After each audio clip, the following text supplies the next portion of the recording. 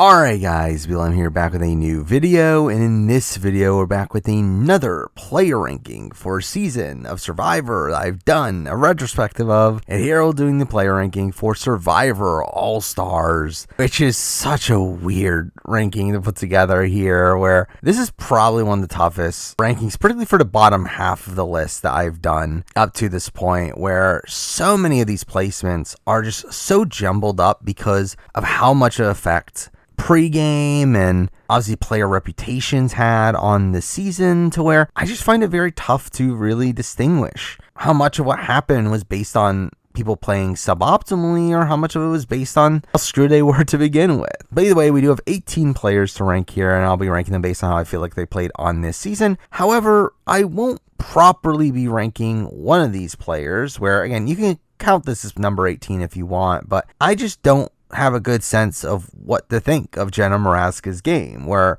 again, Jenna Mora is someone that obviously ends up quitting the game before she even attends a single tribal council, and through that we don't really know what would have happened if they did go to tribal. Now my assumption is that they probably would have voted out Richard Hatch first, and then Jenna probably would have been the next boot after that. If not, then maybe she could have worked alongside the women for a bit, but I don't really see any longevity in the game for Jenna. But again, I don't know, and that's really the issue. I have no clue about what was going on with Jenna's game. All we really saw of Jenna on the show is how she wanted to quit, and we never really got to see any actual strategy from her, and through that, again, I just don't really know where to place her, and because I did not properly rank her. With that, we do have 17 players that I can rank, kind of, and at number 17, the person I think played the worst on Survivor All-Stars ends up being the other person that quit the game, and that person is Sue Hawk. Now, this is obviously a weird circumstance because Sue ends up leaving the game without being voted out. She ends up quitting the game due to the stuff that happens with Richard Hatch, and that's not really playing a factor into his ranking, obviously. But the thing is, I feel like even before that point, I feel like Sue played pretty terribly, simply being kept around because she wasn't as big of a threat as the people around her, not being due to anything that she was actively doing, and she simply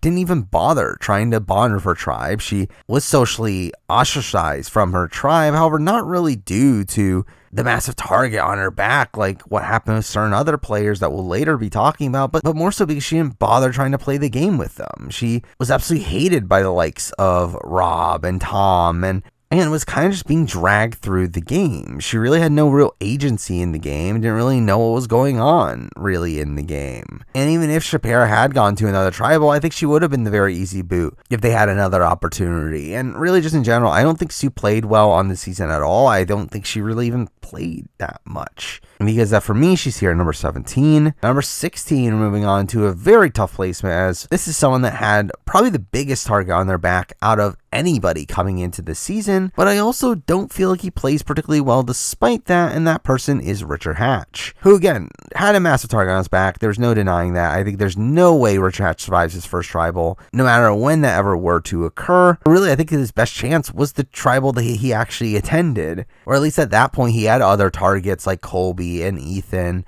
to potentially vote out over him. Really, I don't think Hatch had much of a chance on the season. However, despite that, I also feel like Hatch plays this pretty poorly. Now, again, a lot of it is kind of similar to Sue, where I don't think he really bothers trying to play the game that much. I think he kind of comes into this season with a defeatist attitude, knowing that he has no chance, and through that, just tries to make good TV instead. And to be fair, he does that, but like from a pure gameplay perspective, I don't think he really tries to play the game that much on this season, really up until the moments right before he's voted out, to where he does try to put together this vote against Colby, and that doesn't go through. And I do think Hatch is a very difficult player to assess here. However, I also feel like there was just no route for Hatch to make it much further into the game, and I just don't think he was playing that hard, to where I end up landing here number 16. Number 15, moving on to a similar case with someone that I think had a little bit more longevity in certain situations. That person is Rob Cesternino. And again, Rob and Rich, they're kind of similar things. Both had massive targets on their backs. I think Rob has the biggest target on his back out of any non-winner, at least maybe outside of Colby, but again, at least Colby was surrounded by other bigger threats. And that is a bit of a pro for Rob here in the fact that he was obviously put in this tribe of a lot of lesser names, which kind of screws him from the very beginning. But again, I don't think Rob particularly plays well despite that. Now, it's kind of an opposite thing of Hatch, where Hatch was aware of his position, just didn't care and didn't bother trying to play the game. Cesternino wasn't aware of his position, which,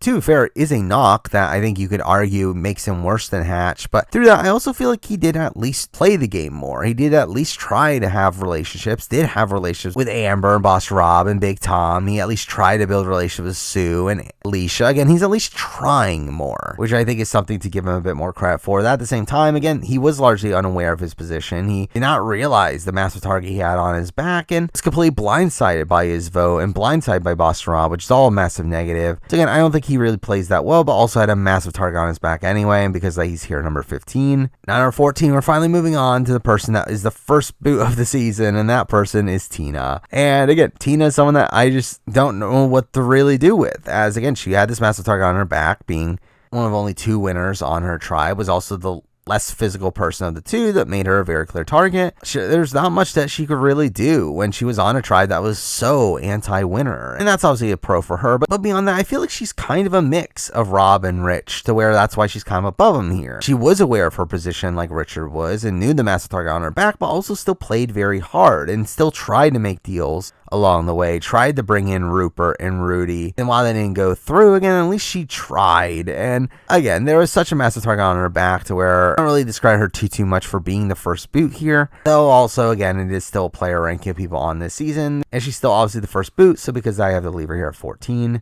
Now, number 13, moving on to a player that I also didn't know what to do with, but not because of the target on their back, but more so because of them being a physical liability, and that person is Rudy. And again, for me, Rudy is in a similar case to these previous players, but for different reasons. Again, he's someone that didn't really have much of a chance on this season, but again, not because of the target on his back, but simply because he was much older now and not as physically strong as the other members of the cast, and through that was just such an easy person to take out early here, and never really seemed to have much of a chance. It was simply voted out because of his physical strength. I mean, people on his tribe loved him and wanted to keep him around over Ethan, however, just simply didn't think they could because of his physical strength. And really, it's because that again, it makes it kind of wonky on where exactly to put Rudy here, because I don't think he really does much wrong, and really I think he does a decent amount right. He builds a final 2 deal of Rupert from the very beginning that Rupert ends up sticking to. He was in the majority until they felt like they needed him out due to his physical weakness. So again, I just don't really know what to do with Rudy here. I don't look at his run here that bad, and because that for me is here at number 13. Now number 12, we're jumping from all of the earlier boots to someone that made it relatively far in the game, and at number 12, I do have Alicia. And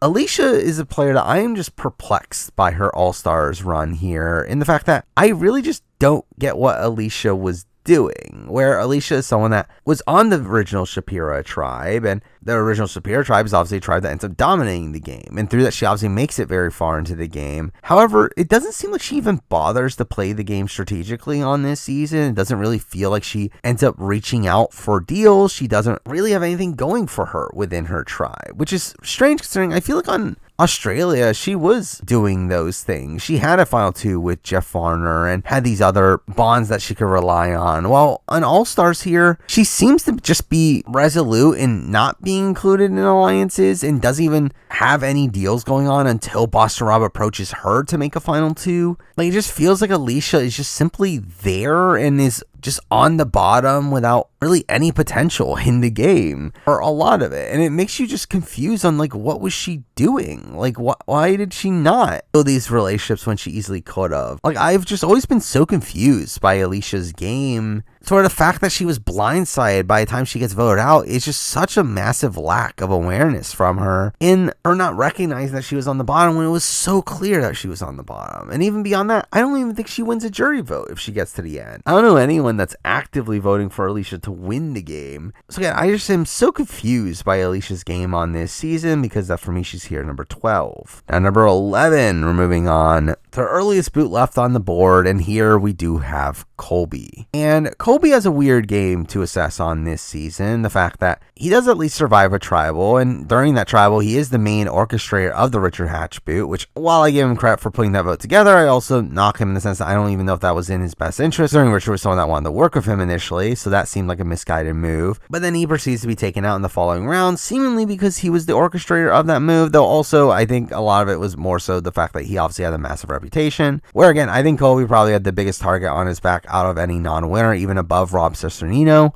So I think that definitely played a factor into that. Along with the fact that obviously they knew that the merge was coming very soon, and Colby obviously was very dominant in the challenges in Australia, and they were worried about that as well. So again, I do think there's a lot of weird circumstances here around Colby getting voted out, and a target on his back, the worry about him in challenges at the merge. Like, I do think that is some wonkiness there. And again, he does pull over to move in voting out Richard, which, again, while it's a misguided move, he at least does something in the game here. But really outside that, I do think he does play kind of poorly at points. Again, he does ostracize Shen and just turn her away, which is bad. He seemingly doesn't even bother building much of a relationship with the women of his tribe, and through that is an easy target for them. So again, it seemed like they greatly consider keeping Richard Hatch around in favor of voting out Colby at that first vote. So again, that's all pretty bad, but again, I think there's enough wonkiness in how he gets voted out, along with him at least leading one vote that ends up leaving here at number 11. Now, number 10, we're moving on to a player that had no real chance on this season, but I think despite that played relatively well, and that person is Ethan Zahn, who again had this massive stigma against him as being this former winner, and through that was someone that should have been this very easy second boot from his tribe, though to be fair, gets kept around seemingly more so due to physical strength than anything he does socially. But again, he still does some decent work here and there. He does have this relationship with Jenna Lewis that he maintains. He also attempts to pull over Rupert and Rudy, and while he's unsuccessful in that, we do see him playing the game strategically at that point. Once he swaps, despite being this massive target, he's still able to survive a couple rounds and surviving over Richard Hatch and Colby. And again, just overall, I feel like we see a lot of scrappiness from Ethan on this season, where while he's on the bottom the entire time, I feel like he plays from the bottom relatively well. Now again, I feel like there's very little actively good moves that I feel like he makes across the season outside just simply surviving. I do very much respect the hustle that Ethan had on this season, considering the massive target on his back to begin with, and him almost making the merge on this season is overall a pretty impressive feat, and because of that, for me, he's here at number 10. Now, number 9, we're moving on to a player that definitely had some pretty impressive aspects to their game, and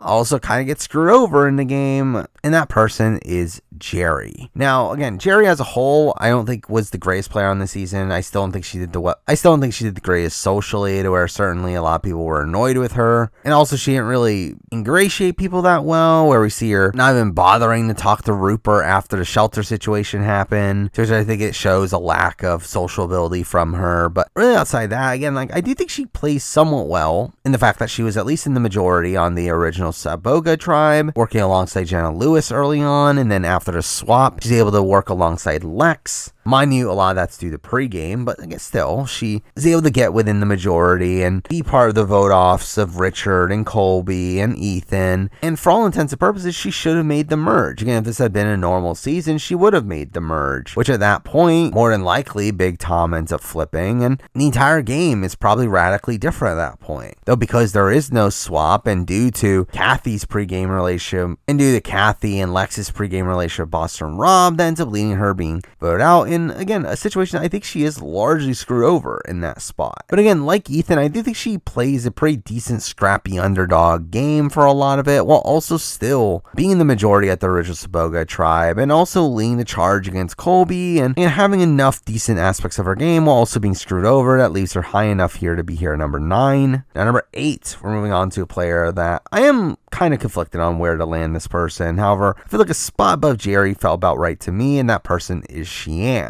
And Shen is a player that obviously makes it relatively far into the game, gets to the final 6 in a position where, had she been able to win out, I do think she would have had a decent amount of win equity, though also she would have needed to win out, which wasn't happening. But Shen is a player that worked alongside Kathy for really the entire season. She's simply there with Kathy, making the moves that Kathy is doing, though I think is doing so with a lot less social capital in the game, where really it seemed like Kathy was really her only true connection while out there. Well, really all of her game was based around whatever Kathy was doing, with her seemingly being looped in on plans after Kathy had already made the decisions for those situations, which is really just how I see her entire game, is I see her as this lackey for Kathy who doesn't really do much actively on her own, until the point that she is on her own, to where she obviously wins immunity for a round, but then gets voted out immediately afterwards. And despite how much campaigning she does, she is completely unsuccessful in getting anything done. And just overall, again, Shen still plays a somewhat solid game. Again, she is still there with the majority on Mogo Mogo and is the last standing Mogo Mogo, but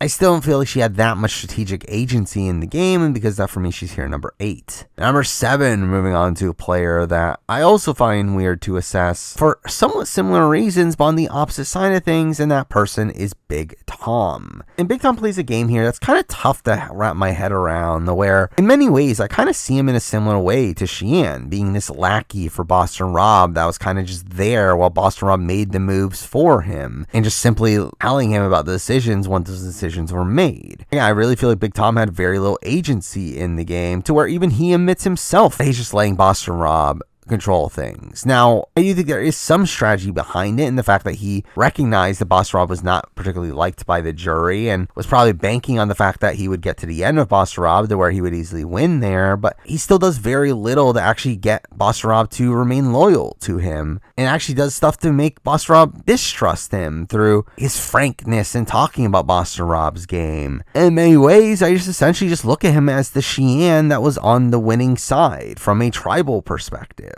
Though I think just in general, Big Tom was probably better positioned in the game even without that, to where he was definitely a big swing in the game for a lot of it, to where at the final 5, obviously he could have technically picked which side he wanted to go with, though he ends up screwing that up for himself, which is obviously a terrible play from him. At least he got himself into that position. Well, even beyond that, coming into the merge, had the Lex side of things had more numbers, he would have been a big swing vote in that position as well. Like, I just feel like Big Tom had a bit more options in the game, and while I do think he plays the game pretty poorly, and how he essentially just follows behind Boston Rob, despite Boston Rob never truly being loyal to him, I still think he's one step above Shen for me, to where he's here number 7. Now, number 6, we're moving on to a player that is essentially just a spot above Big Tom, and that person is Rupert. And Rupert plays a game that I think is also very tough to assess here, and the fact that Rupert also was kind of just a lackey for Boston Rob in a way. Now, I do think he was better positioned in the fact that Boston Rob was more loyal to Rupert than he was to Big Tom, and the fact that he did at least take Rupert to the final 4 that he promised, unlike Big Tom. But again, I don't really see Rupert having that much strategic agency in the game. I feel like a lot of the strategic game on the Shapiro side of things was largely coming from the Rob and Amber side of things, while Rupert just simply went with whatever vote they told him to. And even early on, despite the fact that he builds this really close bond to Rudy, he still can't save Rudy by the time he goes home. And while they are massive swings during that first round of gameplay, again, I feel like that's a position simply handed to them due to pre-game notions. Now, I will say him and Jenna do a good job with Boss Rob and Amber and getting them to stay loyal to them. Though, again, I feel like that probably plays more into Jenna Lewis's relationship with Rob and Amber than it does with Rupert's actual gameplay. And while Rupert did have a decent amount of win equity at the time that he went home, to where I think he beats all 3 of Amber, Rob, and Jenna if he gets to the end with them, he also essentially needed to win out, where, while Jenna talks about going to rocks for Rupert and doesn't go through with that at the last second, I do feel like her initial instinct at all points was essentially to cut Rupert before the end. Again, Jenna was never actually going to go to the end with Rupert, and through that, Rupert still needed to win out no matter what. Considering Final Immunity was hands-on hard idol, I don't really see Rupert winning that anyway, to where, again, I don't really see Rupert winning this season in really any situation, considering I don't feel like he ever wins his way to get there. But again, still does come relatively close to winning the game, and is in the majority alliance for the entire game. It's just I feel like he has very little agency within that majority alliance, which is what lands him here number 6. Number 5, and now we're moving on to 2 players here that I think, while they did make a suboptimal move, if they did come into the merge with numbers somehow, I do think they would have been in a very good spot. And at number 5, we're starting that off with Kathy. And Kathy is a player here that obviously was in a very strong position on the original Mogo Mogo tribe. She was really in the center of everything, having all the women as numbers for her, while also having this pregame relationship with Lex that was super close, and was essentially the swing vote throughout most of the pre-merge phase of the game. And had the Mogo Mogos come into the merge with numbers, again, she would have been in a very strong spot, with both Lex and Shen wanting to take her to the very end, while also having connections with Boston Rob at the merge, and she would have been in a very, very good spot. However, I do actually fault Kathy the most for the decision to keep Amber, as it seemed like it was a decision made by Kathy, as it seemed like Lex, as we'll talk about in a bit, was actually against the idea of keeping Amber in the game, and it was Kathy that really fought for Amber simply because she was super close to Boston Rob outside the game. And obviously that was the mistake that cost them any semblance of a chance at surviving the following round, where if they had voted out Amber and kept Jerry in the game, Big Tom would have been in this position to swing, and through that, Kathy could have potentially won the game, being in this pretty decent position within the Mogo Mogo group, who would have probably put Gong at that point, or at least attempted to. So while she was in a decent spot if that had happened, I also fault her for that not happening. So while I do think she does some good social work across the season, does have some pretty good positioning for a lot of it, I do feel like for really botching the Amber vote is really what leaves her below the next person we're going to be talking about at number 5 here. Number 4, again, the person I have one spot above Kathy, and here we do have Lex. And Lex and Kathy, for me, again, I think are mostly interchangeable. I think for the most part, I actually would have landed Kathy higher than Lex had not been for, again, that final aspect of Lex was against the move to keep Amber, while Kathy was very for it. And while it does show Lex not getting his way and failing at that, I do feel like it was still the optimal move. I think it was the correct move to get rid of Amber, and Lex was actually on board for that. But besides that, again, Lex does really control a lot of the action on Mogo Mogo. While Kathy was the swing vote deciding on which side she goes with, which she largely sided with Lex, Lex was the one that was actually seemingly calling the shots, actually making the decisions on who is going home, particularly during the Colby and Ethan rounds. Also, at the potential merge, he would have been a very integral number, and being the one that flipped over Big Tom, that would have given them the numbers. And through that, if that had happened, which again was so close to happening, Lex would have been in a pretty good spot. Again, having a final 2 with Kathy, and also having a final 2 with Big Tom, and also having a super close relationship with Jerry, while also having connections with Boston Rob, where again, had he just been able to get to the merge and flip over Big Tom, the entire game is radically different and is in a way that very much favors Lex getting to the end and probably winning the game. As obviously, yes, you still have to fault him for failing and getting Kathy to agree to get rid of Amber, but I still think that what if scenario, if it had happened, it would have been a very beneficial one for Lex, while also him having a lot of agency in the game up to that point anyway, because for me, Lex is here number 4. Now number 3, and now we're at the top 3, and what do you know, at number 3, I am going to have Jenna Lewis. And Jenna Lewis is a bit of a strange player to assess here, and the fact that she is really all over the board here. I mean, she is someone that did have a decent amount of agency and control early on the original Saboga tribe, where it seemed like she was leading the charge and getting rid of the winners. Also still having the connection to Ethan that allowed her to essentially be in this pretty powerful position on the Saboga tribe. And after she swaps, I think she is, again, the most integral person getting Boss Rob and Amber to stay loyal to her and Rupert and getting them to make a Final 4 deal. And again, I think all that is pretty good work. Now, I will say, I do think she does pretty poorly socially, to where it seems like most people on the tribe didn't like her, where we get segment after segment about how annoying she is, and someone like a Cheyenne outright hated her, which would have been a very damning relationship for her had she gotten to the end in her actual ideal situation of getting to the end of Boss Rob. But again, she is in the majority alliance for most of the game, is running the game alongside Rob and Amber. She obviously ends up voting out Rupert at the Final 4, which is actually a move I don't necessarily disagree with, as again, they thought that they were going to Rocks had they tied again, and why risk potentially going home when you're planning on voting out Rupert anyway? And through that, it's essentially her backing herself and winning final immunity. So I don't really hate that move as much, though obviously she needed to win final immunity and doesn't. Though at the same time,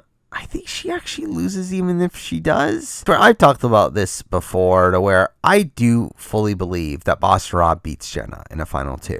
However, I do think Jenna beats Amber. And again, I just love this Final 3 situation, where it's one of the few situations in any social strategy game where each of the Final 3 can win against one specific opponent, though can also lose against the other. Where obviously we do see Amber beating Rob. However, again, I personally do believe that Rob would have beaten Jenna, while I do fully believe that Jenna would have beaten Amber. However, again, the issue is that Jenna was fully planning on winning final immunity to take Boss Rob to the end, which I do think is a misguided move, as in that situation, I do think while she does get the votes of Lex, Big Tom, and Alicia, I do feel like Rob gets the votes of Amber, especially in that situation where he didn't burn her, gets the vote of Rupert, who again, Rob and Rupert did have a pact to vote for each other at the end, but even beyond that, Rupert was annoyed at Jenna for voting him out. I do think Rob still maintains the vote of Kathy, considering the fact that Kathy also did not love Jenna, and even beyond that, continuously talked about her personal connection to Boston Rob, to where I do fully believe that Kathy still votes Boston Rob in that situation. While also, Shen openly talks about how she would have voted for Boston Rob over Jenna, with her absolutely hating Jenna's guts. And again, I do fully believe that Jenna would have lost against Boston Rob, which was a situation that she was striving for, which is again a major knock against her. However, at the same time, again, I do fully believe she beats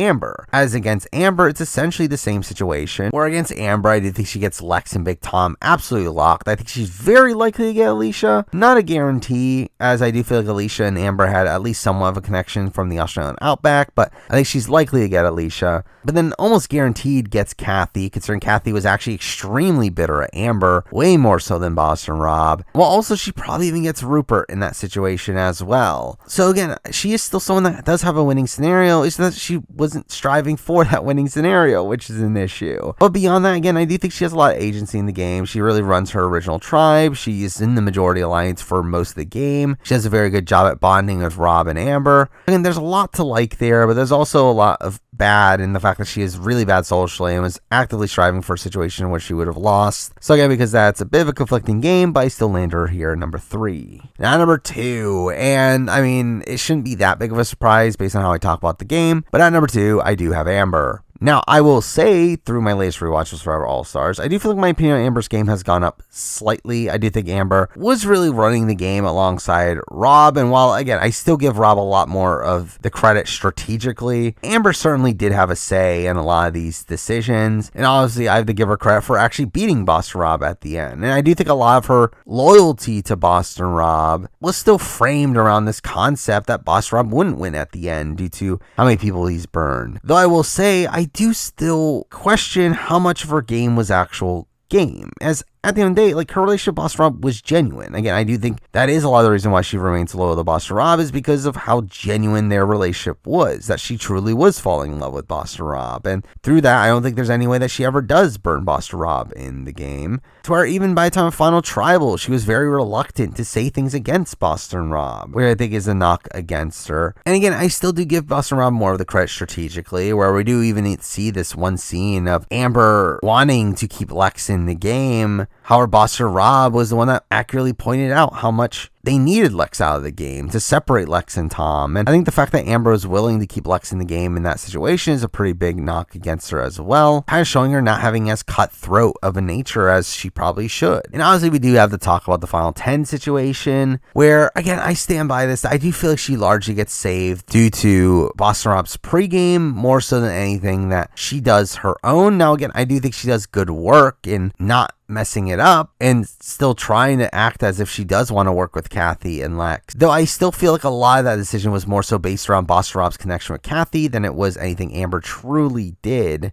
Though, again, at the end of the day, that situation was caused by her getting massively screwed over by a very wonky swap. Though taking that out of the game, again, she was obviously in the majority for the entirety of the game, working alongside Boston Rob, and I would actually probably give her a good amount of credit for being the one that seems to lead the charge in getting rid of Rob's sister Cino. I think she also played a major factor in keeping Jenna and Rupert in line. So again, I think there are things to give her credit for in the game. However, I think in comparison to Boston Rob, I just give him so much more credit for strategic agency in the game. So again, if it had been a situation where Amber was actively playing Boston Rob the entire time, I could see more of an argument for having Amber at number 1 on this list. However, because I think a lot of that was purely based on her genuine love for Boston Rob and not due to pure gameplay reasons, I do end up leaving Amber here number 2. Now, number 1, the number 1 player from Survivor All-Stars is unsurprisingly Boston Rob. Now, I will say, through my latest rewatch, I definitely do have major knocks against Boston Rob's game. Or while I give him a lot of credit for his strategic maneuvering through the game, and obviously does really dominate in challenges, I do very much dock him points socially, where I think there are so many points on this season where he just comes off as a massive dick and is simply there and simply just feels like a show off, someone that is trying to demean the people around him. So people are just simply annoyed with him at many points on this season, which is definitely something to knock him for. But again, I do really feel like he completely runs this season. I mean, he takes control of the original Shapira tribe, builds the final two with Amber from the very beginning, and really just runs the show from that point forward. Building also a final two with Big Tom, and then once Rupert and Jenna swap over, they make a final four together. Later making a final two with Alicia, which does end up burning him at the end, but he really ends up being so perfectly ingrained on that tribe to where literally everyone thought they were working with him, which obviously leads to bitter feelings when they're eventually cut, but the way that he really runs circles around his tribe is pretty insane. Now, again, you also have the situation with Lex to where he makes the deal with Lex to keep Amber, which does end up going through. Mind you, again, I think it goes through largely more so due to his relationship with Kathy, which again was more of a pregame thing than much he actively does in the game. Though I think the fact that he comes up with this idea to begin with and puts into action is something to give him somewhat credit for, along with the fact of him cutting Lex following this, which really shows this cutthroat nature from Boston Rob, really showing you how much more ahead of the game he was than anyone else, which, while obviously it is not great jury management, I mean, really, his jury management at that point was kind of screwed anyway, and really, he didn't need Lex out of the game. I mean, he needed Lex out to separate Big Tom, who's someone that was seemingly willing to flip, and if he had flipped, then it really could have blown up the game, and I do feel like getting rid of Lex, while it did definitely harm his game by the end of it, was the correct call to make in that position. Now, I will say I do question his move to cut Alicia at 7. I do feel like that's a move that seemed a bit rash. It felt like Alicia was someone that was easier to beat at the end than someone like a Big Tom, to where I don't know why he cuts Alicia over Big Tom in particular. But even then, he's really running the game, and despite him being in a precarious spot at Final 5 to where Big Tom could have easily flipped and taken him out, I think he does a very good job at getting Tom and Rupert to go after each other, making a proactive lie to cause a fracture between the two, which I think is very good work there. I think he also does very good work at pulling over Jenna at the Final 4 and scaring her into voting out Rupert in that situation, while also gets to the Final 3 situation where he can still win the game, technically. Now, again, he was not striving for that situation where obviously he wins final immunity and takes Amber to the game to where he loses. However, he did have a winning scenario, kind of. And again, I do think he beats Jenna at the end. If Jenna had won final immunity and voted out Amber. Now, if he had won final immunity and voted out Amber, I don't think it necessarily works out that way. As obviously, again, is Amber going to vote for him after he burns her? Probably not. But then again, she literally did that with Colby and voted for Colby in Australian Outback, so you never really know, but still, there was at least a winning scenario for him at the Final 3, and considering how much he just completely ran circles around everyone on this season, really just dominating the game from beginning to end, never really giving up any control throughout the entire season, really getting his way the entire season. Again, it's a very, very impressive game, and again, there are definitely knocks to have here. Again, socially, he is mediocre at best. He actively burns jury votes left and right on this season, but I think just in terms of how much control he had on this season, and even despite how bad his jury management was, he still comes one vote away from winning the game, and still had a winning scenario even before that. Again, it's still a very impressive game, which is why I do have Boston Rob number 1 here. But there we go. I mean, that is my player ranking for Survivor All-Stars. Now, obviously, next up is Survivor Vanuatu, where I'll do a retrospective and player ranking for that coming up. So stay tuned for that, and along with all the other same style Survivor and Big Brother content you can expect from this channel. But for now, that is the video. Thank you for watching.